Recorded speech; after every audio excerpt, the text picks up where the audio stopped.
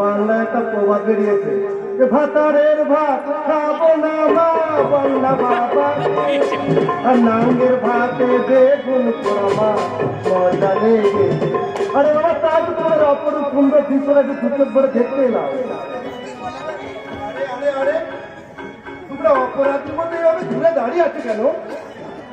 আরে আরে আরে, কাছে এসো, বাংলাকে বন্যার মধ্যে একটা করে ঝাঁপিয়ে পড়ো, আর আমি তোমাদের অমর প্রেমের অমর দৃশ্যটা এই দর্শকের সামনে তুলে ধরে বলি, মাননীয় দর্শক বিন্দু, আপনাদের যাত্রা থিয়েটারে নাটকে অনেক প্রেম কাহিনী দেখেছেন, কিন্তু দেখুন বাস্তবে এই খোলা রঙ্গমঞ্চে শাশুর আর ভাতৃবধূর অপূর্ব প্রেমের দীক্ষিত এই নঙ্গ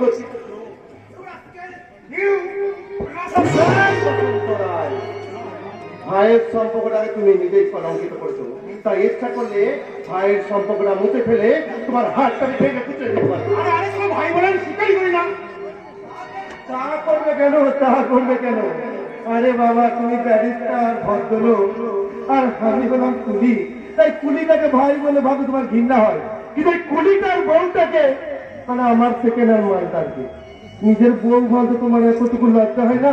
মিস্টার বসন্ত রায়, মন্ত্র বড় বউ হলেও একটা মানে তুই মন দিয়ে শুনে রাখ, চৈতালিকে আমি আগেও ভালোবাসতাম, এখনো ভালোবাসি এবং আগামী দিনেও ভালোবাসবো।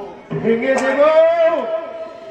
দেবো তোমাদের এই কামড়টা ভালোবাসাকে, আমি ভেঙে টুকরো টুকরো করে দেবো।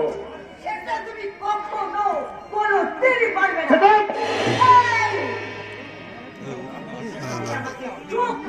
শুধু চোখই রাখাচ্ছি না, শুধু চোখই রাখাচ্ছি না, এবার থেকে অপর স্ত্রী করে স্বামীর যা করণীয় তা আমি করতে বাধ্য হবো। তোমাকে স্বামী বলে ভাবতে আমার ঘৃণা করে, ঘৃণা। আর এক পা বাড়ালে তোমার পাটা আমি ভেঙে দেবো। দ্বিতীয়বার ওই নোংরা মুখটা দিয়ে আমার নামটা উচ্চারণ করলে তোমার মুখটা আমি ভেঙে দেবো। তুমি কি মনে করছো তোমার গুন্ডামির ভয়ে আমি মুখ বুঝে সহ্য করবে করবে করবে? আমি শিক্ষিত, আমি ভদ্র সন্তান বলেই এতদিন আমি তোমার সমস্ত অন্যায়কে আমি মেনে নিয়েছি, কিন্তু আর নয়। কি করবে, কি করবে তুমি?